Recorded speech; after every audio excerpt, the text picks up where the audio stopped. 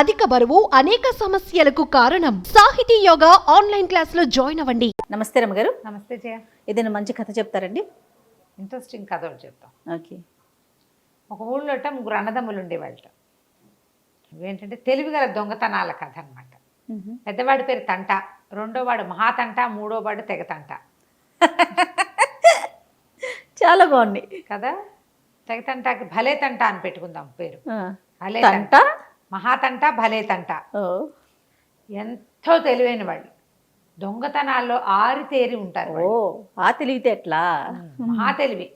వాళ్ళు ఏమనుకుంటున్నారట, మన ఊళ్ళో ఇక్కడ చేసేది ఏం లేదు, రాజుగారికి దగ్గరికి వెళ్ళాలి, రాజుగారికి మనం వస్తున్నామని తెలియజేయాలని రాజుగారికి ఒక ఉత్తరం రాశారు.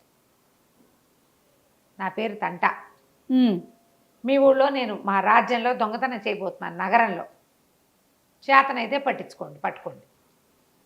ఉత్తరం వెళ్తే రాజుగారు ఆశ్చర్యపోయి, ఏమిటి వీడెవడో ఉత్తరం రాశాడు అని ఊరంతా ప్రచారం చేశారు. తంట అనేవాడు ఒకడు వస్తున్నాడు, వాడు దొంగతనం చేయబోతున్నాడు, మంత్రికి చెప్పాడు జాగ్రత్తగా ఉండండి మీరు. వాడు ఎక్కడ చేస్తాడు, ఏం చేస్తాడు, ఎక్కడెక్కడో బాంబు పెట్టాములాగా, ఏమీ తెలియదు. కానీ ముందు క్లూ ఇచ్చాడు. దొంగతనం జరుగుతుందేమో చూద్దాం అనుకుంటున్నాడు. ఈ తంట అన్నవాడు నగరంలోకి వచ్చాడు. వాడు అడి తిరిగి ఊరంతా తిరిగి ఒక పేదరాజు పెద్దమ్మ దగ్గర చేరి సరే భోజనం పెట్టించుకున్నాడు. అన్నం పెట్టింది. అన్నం పెడితే అడిగి, ఏమిటవా పెద్దమ్మ మీ ఊళ్ళో విశేషాలు అన్నాడు. అంటే పెద్దమ్మంది, ఏమున్నాయినా విశేషాలు, అన్నీ బాగానే ఉన్నాయి. రాజుగారు మా సాధారణంగా పోయేవాడు, మంత్రి గారు భలే తెలివైనవాడు, మరి ఒకడెవడో తంటాట, వాడు ఇక్కడ దొంగతనం చేస్తానన్నట్ట, దాంతో కొంచెం ఏదో జాగ్రత్తలు అవి పడుతున్నారు, కాస్త రక్షక భటులను పెంచారు, ఏమిటో హడావిడి పడుతున్నారు అంటే, అలాగా అవ్వా అన్నాడు. అన్నం పెట్టి తిన్నాడు. తిన్నాక ఓ బంగారు కాసు ఇచ్చాడు. ఆవిడ 1 అని లెక్క పెట్టి ఒక డిబ్బెన్లో వేసుకుంది. వస్తా పెద్దమ్మ, కుదిరితే మళ్ళీ వస్తాను, లేకపోతే లేదు అన్నాడు. అన్నాక అట్లా 4 వీధులు తిరిగాడు. తిరిగిన తర్వాత పువ్వుల కొట్లు, పళ్ళ కొట్లు, కూరల కొట్లు కనపడుతుంది. ఒక పువ్వుల కొట్టు పక్కన కట్టల తమలపాకుల కొట్టు కనపడింది. తమలపాకుల కొట్టుకు వెళ్ళాడు. ఎంత మోద అన్నాడు. అంటే మూరనా? మోద అంటే కట్ట. అంటే ఏమన్నాడు, రూపాయి బాబు అన్నాడు. ఎన్ని ఉంటాయి అన్నాడు. కట్టలో 300 ఉంటాయి బాబు అన్నాడు. ఈయనేమన్నాడు, నాకు 10 ఆకులు ఇవ్వు అని ఓ పావలా చేతిలో పెట్టి, బజారు వెళ్తున్నా, మా వాడు ఎవడైనా వస్తాడు లేదా నేనే వస్తా, 300కి ఒక్క పిసరు కూడా తగ్గడానికి వీల్లేదు, ముందు నాకు 25 ఆకులు ఇచ్చి, ఇప్పుడు 25 ఇచ్చావు కాబట్టి 25 తక్కువ 300 ఇస్తే సరిపోతుంది, సరేనా అన్నాడు. ఆయన ఏం చేశాడు, మోదల నుంచి 25 ఆకులు తీసి వీటి చేతిలో పెట్టి ఆ మోద పక్క పెట్టాడు. డబ్బులు ముట్టినాయి కదా, మిగిలిన డబ్బులు 30 ఇచ్చి తీసుకుంటాడు, రూపాయి. అక్కడి నుంచి తమలపాకులు ఒలిచి వేసుకుంటూ బయలుదేరాడు. ఇంకా తిరిగాడు. అవతల సందులో ఎక్కడో కాశ్మీర్ శాలువాలు అమ్ముతున్న ఒక కొట్లోకి వెళ్ళాడు. వెళ్ళి మరి చూసి చాలా బాగున్నాయి, మాట్లాడాడు. కాశ్మీర్ శాలువాలంటే ఆ రోజుల్లో చాలా ఖరీదు, ఉన్ని చేత్తో నేసేవి, గొప్పవి, ఎవరికైనా అద్భుతమైన వ్యక్తులకి బహుమానంగా ఇవ్వాలని ఇప్పుడు మనం కూడా శాలువాలు కప్తాం చూడు, అట్లా అనమాట. 300కి బేరం కుదిరాక ఈయన ఏం చేశాడు, ఓ 25 రూపాయలు అక్కడ ఇచ్చాడు. ఇచ్చి, నా దగ్గర ఇంకా డబ్బులు లేవు, ఎందుకంటే ఇది కొత్త ఊరు, మా వాడు ఒకటి దగ్గర పెట్టా, శాలువా నాకు ఇచ్చేయండి, మీ వాడిని ఒకడిని నాతో పంపించండి, మరి నేను ఇప్పిస్తా డబ్బులు తీసుకొచ్చేస్తాడంటే. ఇలా జరుగుతాయి, పెద్దవాళ్ళంతా ఇలాగే చేస్తారు. అప్పుడు బ్యాంకులు అవి లేవు కదా, ఎక్కడో తెలిసిన వాళ్ళ దగ్గర దాపెట్టుకుంటారు డబ్బులని. తమ్ముడిని పంపించాడు. తమ్ముడిని వెంటేసుకుని తంటా గారు తమలపాకుల కొట్టు తీసుకుపోయాడు. ఆ కొట్టు బయట నుంచి, అన్నా బాగున్నావా అన్నాడు. మధ్యాహ్నం నుంచి సాయంత్రానికి, పొద్దు అయ్యేదాకా ఏమైపోతాను అని తీసుకెళ్తావా అన్నాడు. 25 తక్కువ 300 ఈయనకి ఇచ్చేయి అని ఈయన చూపించి అన్నాడు. బాయ్ చెప్పాడు. శాలువా సంకలో పెట్టుకున్నాడు. 3 సందులు తిరిగి 36 గొంతుల్లోకి వెళ్ళి వెళ్ళిపోయాడు. ఈయనేమో 25 తక్కువ 300 వస్తుంది కదా, ఇవ్వండి 25 తక్కువ 300 అంటే, ఆయన ఏదో చేతిలో పని అరటిపళ్ళ గెల్లేవో వేళ్లాడేస్తున్నాడు. ఆ పని అయిపోయాక మెల్లిగా చేతులు తుడుచుకుని తమలపాకులు కట్ట తెచ్చి ఈ కుర్రాడి చేతిలో పెట్టాడు. కుర్రాడు అన్నాడు, ఏమిటి తమలపాకులు ఇస్తున్నారు, డబ్బులు ఇరా అన్నాడు. డబ్బులేమిటి, ఆయన డబ్బులు ఇచ్చేసాడు కదా. పాతికి తక్కువ 300 ఇమ్మన్నాడు, ఇచ్చాను. అదేంటి పాతికి తక్కువ 300 డబ్బులు ఇవ్వాలి, పాతిక కొట్లో ఇచ్చాడు. 300 పాతికి తక్కువ 300 ఇక్కడ ఇప్పిస్తానన్నాడు, అది ఇవ్వమంటాడు వాడు. తమలపాకులేనంటాడు ఈయన. చెడామడా పొట్టాడుకున్నారు. అక్కడి నుంచి రక్షక భటులు చేరారు. వీళ్ళకి అర్థమైంది ఎవడో ఒకడు వచ్చాడు. తమలపాకుల వాడి దగ్గర బేరమాడి కాశ్మీర్ సాలు వాళ్ళ వాడికి టోపీ పెట్టాడు. ఓ, ఇది దొంగతనమే కదా. 25 రూపాయలు ఇచ్చి 300 రూపాయల ఖరీదైన దాన్ని పట్టుకుపోయాడు. ఇప్పటిదాకా ఆ ఊళ్ళో ఇలాంటి మోసాలు జరగల. రాజుగారు చాలా ఆశ్చర్యపోయాడు. జాగ్రత్తగా ఉండాలనుకున్నారు. సరే, మళ్ళీ 15 రోజులకు ఒక ఉత్తరం వచ్చింది. నా పేరు మహాతంట, మీ ఊళ్ళో దొంగతనం చేయడానికి వస్తున్నాను అని. రాజుగారు వట్టుడికిపోయింది ఊరంతా. అయ్య బాబోయ్, వాడు ఎవడో వస్తున్నట్ట 300 రూపాయలకి పోలిపోయి టోపీ పెట్టాడు. 300 అంటే ఆ రోజుల్లో ఇవాళ 3 లక్షలతో సమానం. సరే, అందరూ రెడీగా ఉన్నారు. ఈ మహాతంట ఊళ్ళోకి వచ్చి పెద్దమ్మ దగ్గరికి వచ్చాడు. పెద్దమ్మ అన్నం వండ పెడతానంది. ఆవిడ దొడ్లోకి వెళ్ళి అరిటాకు కోసుకొచ్చే లోపల వీడి డిబ్బీలోంచి రూపాయి తీసేసాడు. ముందు తంట ఇచ్చాడు కదా రూపాయి, ఆ రూపాయి బిళ్ళ లాగేసి కూర్చున్నాడు భోజనానికి. భోజనం పెట్టింది, అన్నం తిన్నాడు. ఏమిటి అత్త, అమ్మమ్మ, పెద్దమ్మ మీ ఊళ్ళో సంగతులు అన్నాడు. ఏముంది నాయనా, అన్నీ బాగానే ఉన్నాయి. మొన్న ఎవడో తంటాట, వాడెవడో వచ్చాడు చెప్పేసింది. 300 రూపాయలకి టోపీ పెట్టాడు అని చెప్పాక సరే అలాగా అన్నాడు. అన్నం తిన్నాడు. అన్నం తిన్నాక రూపాయి కాసు చేతిలో పెట్టాడు.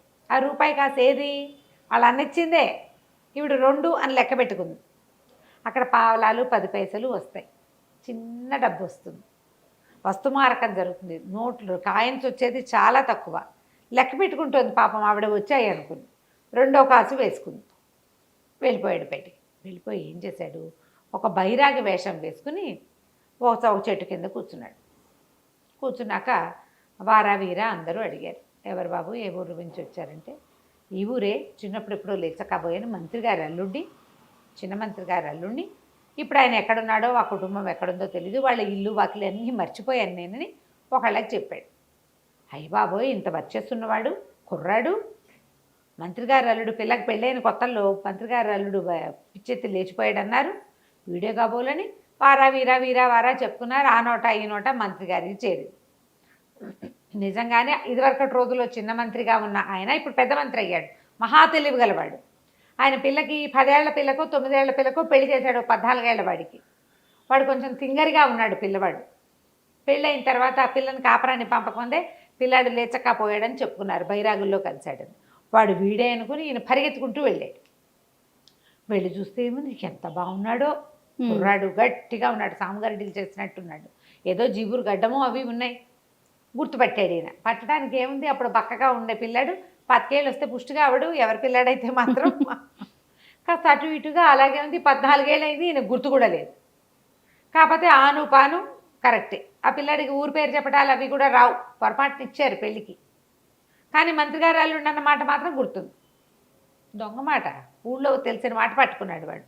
ఈ మహాతంటాన్ని మంత్రి గారు ఇంటికి తెచ్చుకున్నాడు.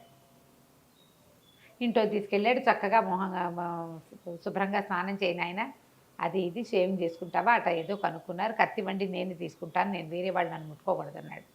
అతికించుకున్న గడ్డమే కాదు, జుట్టు తలా చక్కగా శుభ్రం చేసుకున్నాడు. చక్కగా కళకళ్ళాడుతూ బాగున్నాడు. చందమామల్లే కుర్రాడు, జబజబలాడుతూ 25-30 సంవత్సరాల వాడు. సరే, మంచిగా భోజనం పెట్టారు. బయటికి ఊరంతా చూస్తాను, మీతో పాటు వచ్చాడు. మరి ఇప్పుడు ఆ రోజులు ఏంటిది, ఇట్లా రాగానే అట్లా ఏమైనా విశేషాలు చేయటాలు అవి ఉండేవి కదా, ముహూర్తాలు అవి చూడాలి, వాళ్ళ అమ్మా నాన్నని పిలవాలి, కపిల్లని కాపురాన్ని పంపాలి, చాలా ఉంటాయి. ఈ లోపల అల్లుడిని మన దగ్గర ఉంచుకుని మంచి చేసుకోవాలి. ఈయనేమో అల్లుడిని వెనకాల తీసుకెళ్తానన్నాడు. బయటకు వచ్చారు. బయటకు వస్తే మంత్రి గారిది పెద్ద వాకిలి, అది గుమ్మం దిగంగానే ఎడం చేతి వైపు బండకొయ్య అని ఒకటి ఉంటుంది, శిక్షలేసి, అది అక్కడ. ఏం మావయ్య ఇది అన్నాడు. ఇది బండకొయ్య నాయనా. ఆ బండకొయ్యలో దాని పై భాగం పైకి, కింద భాగం కిందకి వస్తుంది. ఆ కింద భాగం మీద ఎవరిదైనా తల పెట్టించి పై భాగాన్ని పెట్టేసి సీల బిగిస్తే మెడ బిగిసిపోతుంది, మెడ పెట్టేస్తుంది. మెడ నొప్పి పుట్టి దొంగ వాళ్ళు ఎవరైనా సరే నిజం చెప్తారు. ఇది అక్కడక్కడ ఊళ్ళో ఉంటుంది. మంత్రి గారి సౌధం ఉంది కాబట్టి పక్కనే ఉంది అనేసరికల్లా, అరే భలేగా ఉంది, అసలు చూడడానికి ఎప్పుడు చూడలేదు నేను, భలే వెరైటీగా ఉంది, మావయ్య మావయ్య నన్ను ఇందులో పెట్టవా అన్నాడు. అనేసరికల్లా అదేమిట్రా నాయన ఇంటల్లుడు నేను పెట్టకూడదురా నాయన అంటే కాదు కాదు నాకు చూడాలనుంది అసలు అది ఆ మెడలో అందులో మెడ ఎట్టా పడుతుంది వెరైటీగా ఉంది చూస్తాను ట్రై చేస్తా అన్నాడు. అనేసరికల్లా మంత్రి గారు అన్నాడు ఇంటల్లుడివి ఇప్పుడే దొరికావు నాయన నీ మెడకు బట్టకు తగిలి స్టాప్స్ ఎక్కను నేను పెట్టుకుంటాగా ఈ సీలు బిగించు సరిపోతుంది అన్నాడు.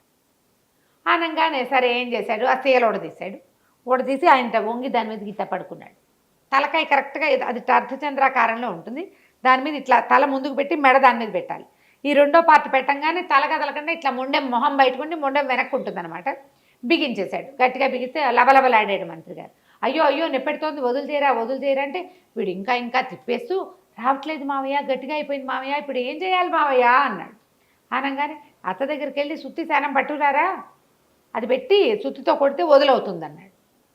అనేసరికల్లా సరే ఈయన లబోదిబ్బోమంటున్నాడు. ఇక్కడ అల్లుడు ఇంట్లోకి వెళ్ళాడు. 2 అడుగుల దూరంలోనే ఉందిగా మంత్రి గారింటికి. అత్తగారి దగ్గరికి వెళ్ళేసరికి అత్తగారు సుత్తి శానం అడగకుండా విడియడికాడు. నగలు బంగారము డబ్బులు ఇవ్వమంటారు మా మావయ్య గారి మెడ మీద కత్తి పెట్టారు ఇవ్వమంటారు అత్తయ్య అన్నాడు. అనేసరికల్లా ఆవిడ ఇవ్వటల్లా. అదేమిటి అని ఆశ్చర్యపోతుంది. ఆ ఇళ్లలో ఆడాళ్ళు బయటకు వచ్చేవాళ్ళు కదా వాళ్ళు ఇంట్లోనే ఉన్నారు. ఈ లోపల వీడు కేకలు పెట్టాడు మావయ్య నువ్వు చెప్పినవి అత్తయ్య ఇవ్వట్లేదు అని. ఆయన అన్నాడు లబోదిబడి వస్తే మెడ తెగిపోయేలాగా ఉంది ఇవ్వవే నీ మొహం మండా నీ సొమ్మేం పోయిందే అన్నాడు. ఆయన ఉద్దేశం ఏంటి సుత్తి శానం ఇవ్వడానికి నీ సొమ్మేం పోయిందని అంటున్నాడు ఆయన. ఈవిడికేం అర్థమైంది నగలు నాణ్యాలు నేను సంపాదించినవి నీ సొమ్మేం పోయింది అంటున్నాడు మొగుడు అనుకుని మెళ్ళ ఉన్న నగలతో సహా తీసి లోపల నుంచి ఇంత మూటగా పట్టుకొచ్చి చేతిలో పెట్టింది. వాడు అవి పుచ్చుకుని మంత్రి గారికి బాయ్ చెప్పి మంత్రి గారు లబో దిబోమన్నాడు. ఏమిటో జరుగుతోంది. ఆడాళ్ళు భయపడి బయటికి రాలేదు. చీకటి పడ్డాక ఆ రోడ్లోకి వచ్చిన వాళ్ళు ఎవరో చూసి అయ్యో ఇదేమిటి మంత్రి గారు ఇక్కడ ఉన్నాడని వదిలిచ్చారు. మంత్రి గారి ఇంట్లో నుంచే నగా నాణ్యం గోవిందా అయిపోయిందా. అక్కడి నుంచి ఊళ్ళో అంతా ఊరు అట్టుడికిపోయింది. రాజుగారు ఇంత తెలివి తక్కువగా ఉన్నాడేంటి అనుకున్నారు. మంత్రి గారికే టోపీ వేస్తే ఇక రాజుగారేం లెక్క. అది కొద్ది రోజులు గడిచినాయి. మళ్ళా 15 రోజులకు ఉత్తరం వచ్చింది. నా పేరు భలేతంట మీ రాజ్యంలో నేను దొంగతనం చేయడానికి వస్తున్నాను. రాజు అన్నాడు ఇట మీతో లాభం లేదు ఎవరెవరిని మోసం చేసేస్తారో వీళ్ళు నేను రోజు పహరా కాస్తా ప్రతిరోజు నగరం అంతా తిరుగుతానన్నాడు. రాజుగారి నగరం అంతా తిరుగుతున్న సంగతి అందరికీ తెలుసు. ఈ భలేతంటాగాడు ఏం చేశాడు రావటం వస్తూనే పెద్దమ్మ దగ్గరికి వెళ్ళాడు. పెద్దరాజు పెద్దమ్మ దగ్గరికి వెళ్ళాడు. పెద్దమ్మ ఇంట్లో ఆ పెద్దమ్మ అరిటాకు తెచ్చే లోపల రూపాయి బిళ్ళ తీసేసాడు. మళ్ళీ అక్కడి నుంచి ఆవిడ అన్నం పెట్టింది. మహాతంటా గురించి చెప్పింది. రాజుగారే తిరుగుతున్నారు స్వయంగా. రాజు చండప్రచండు నాయన అందరూ మంత్రి తెలివైన వాడు అనుకుంటారు. రాజు కత్తి దూస్తే మామూలు వాడు కాదు. ఆయన మెడ తెగిపోవాల్సిందే చాలా గట్టివాడు శిక్షలు కూడా చాలా గట్టి వేస్తాడు డామ్డేమని ఏదో చెప్పింది. సరే రూపాయి ఇచ్చాడు. ఇప్పుడు 3వ రూపాయి ఇచ్చిననుకుని 3 అని లెక్కెట్టి దిబ్బెల్లో వేసుకుంది పాపం. వీడు అన్నం తిని లేచి వెళ్ళిపోయి అక్కడ కాసిన బొరుగులు ఇక్కడ కాసిన చెక్కిలాలు చేగోడీలు అవన్నీ కొనుక్కొని ఒక జంగిడి లాంటిది కూడా కొని అది పుచ్చుకుని నగర శివార్లలోకి వెళ్ళిపోయి అక్కడ ఒక శ్మశానం ఉంది. ఆ వాకిట్లో శ్మశానపు వాకిలి వైపు ఈ జంగిడి పెట్టుకుని ఓ చిన్న లాంతర్ కొనుక్కొచ్చాడు. వెలిగించి ఒత్తి పెద్దది చేసుకుని పెట్టు కూర్చుని ఉన్నాడు. రాత్రి 11 గంటల వేళ 11 గంటలకి రాజుగారు ఊరంతా తిరుగుతున్నాడు కాదు. ఈ శివార్ల వైపుకున్న శ్మశానం వైపు కూడా వచ్చాడు. దూరం నుంచి దీపం కనపడింది ఆయన. వీడెవడు ఇక్కడ రాత్రిపూట 11 దీపం పెట్టి కూర్చున్నాడు శ్మశానం బయట. ఏదైనా మంటలుంటే లోపల ఉండాలి. సాయంకాలం వెలిగించింది. ఎవడరా నువ్వు ఏమిట్రా అని కేకేశాడు.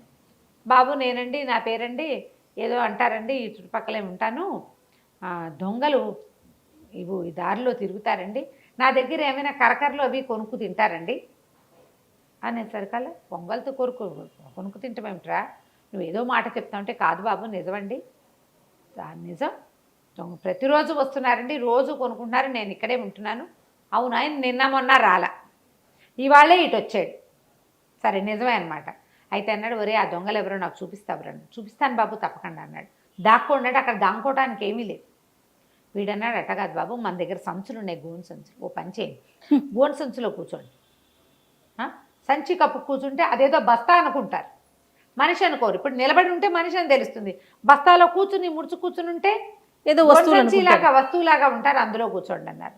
రాజుగారు మంచిగా తలపాగా ఉంది, పెద్ద కత్తి కటారు ఉన్నాయి ఆయనకి, గుర్రం, కోట్ ఒకటి పెద్ద అంగరక, చలేస్తుందని వేసుకున్నాడు. అవన్నిటితో ఆ బస్తాలో కూర్చోలేకపోయాడు.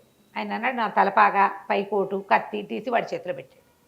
పెట్టి నేను బస్తాలో కూర్చుంటాను అన్నాడు. ఎప్పుడైతే ఆయన సంచిలో కూర్చున్నాడో వెంటనే వీడి దాన్ని మూతి కట్టేశాడు. రాజుగారు గిలగిల్లాడాడు, గిలగిల్లేదు, కలకలేదు. వీడేం చేశాడు, ఆ అంగరఖ ఉందిగా చొక్క, అది పైనుంచి వేసుకున్నాడు. ఆ తలపాగా పెట్టుకుని ఆ కత్తి చేతితో పుచ్చుకున్నాడు. రాజు అయిపోయాడు. చేతితో పుచ్చుకుని ఆ గుర్రం ఉందిగా, ఇది చెప్పాడు ముందే, బాబు గుర్రాన్ని దూరంగా కట్టేస్తానండి, ఎవరైనా గుర్రం ఉంటే తెలుస్తుందని 3 గుర్రాన్ని ముందే అవతల కట్టేసి వచ్చాడు. చల్లగా నడుచుకుంటూ పోయి ఆ గుర్రం ఎక్కాడు. గుర్రం ఎక్కి చక్కగా సరాసరి ఖజానాకి వెళ్ళిపోయాడు.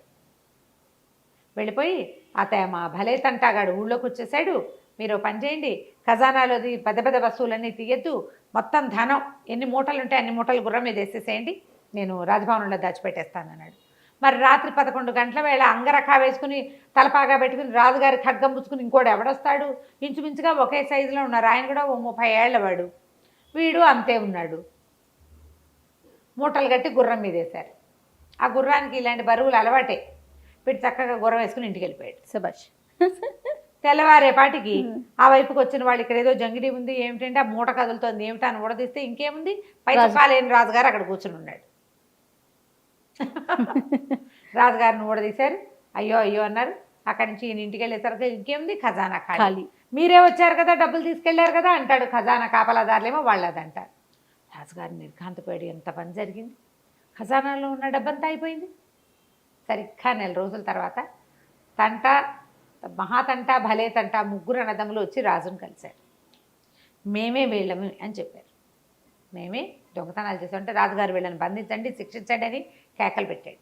కేకలు పెడితే వాళ్ళు అన్నారు, మేము దొంగతనాలు అవంతా మేము వాడుకోలే, ఇక్కడి నుంచి పట్టుకెళ్ళిన ప్రతి రూపాయి మా ఇంట్లో సేఫ్గా ఉంది, మీ గుర్రం కూడా మా దగ్గరే ఉంది, మీ కత్తి కటారు కూడా మా దగ్గరే ఉన్నాయి, మేము ఇట్లా చేయగలం, కంటికి తెలియకుండా పాపలు తీయగలం, మీ దగ్గర ఉద్యోగం ఇవ్వండి, మీ రాజ్యాన్ని దొంగల నుంచి కాపాడతాం మేము అంటే రాజు ఆలోచించాడు. ఇందులో టక్కరిగా చేశారు, తెలివిగా, ఇందులో హింస లేదు, తెలివే ఉంది. ఇలాంటి వాళ్ళు ఏ హింసకి పాల్పడకుండా చంపేసి తలకాయ పగలగొట్టి లాక్కోలే, ప్లాన్డ్గా లాగారు. ఎక్కడ హడావిడి లేదు, హైరాన్ లేదు, తెలివైన వాళ్ళు. వీళ్ళని ఉంచుకుంటే బాగుంటుంది కదా. సరే రాజుగారు ఒప్పుకున్నాడు. వీళ్ళు వద్దు వెళ్ళి పేదరాజు పెద్దమ్మకి 3 కాసులు ఇచ్చి, 2 కాసులు ఇవ్వాలి ఆమెకి, 2 కాసులు ఇచ్చారు. తమలపాకులు వాడి దగ్గర నుంచి తీసుకున్నారు కదా, వాడికి కాస్త డబ్బు ఇచ్చారు. అక్కడి నుంచి ఆ కాశ్మీర్ శాలువా వాడికి మిగిలిన డబ్బులు ఇచ్చేశారు. మంత్రిగారి డబ్బులు మంత్రిగారికి ఇచ్చేశారు. రాజుగారి వస్తువులని రాజుకు అప్పచెప్పి కొత్వాళ్ళుగా నగర కొత్వాళ్ళుగా 3 ఉద్యోగాలు సంపాదించి హాయిగా ఉన్నారు. చోర విద్య.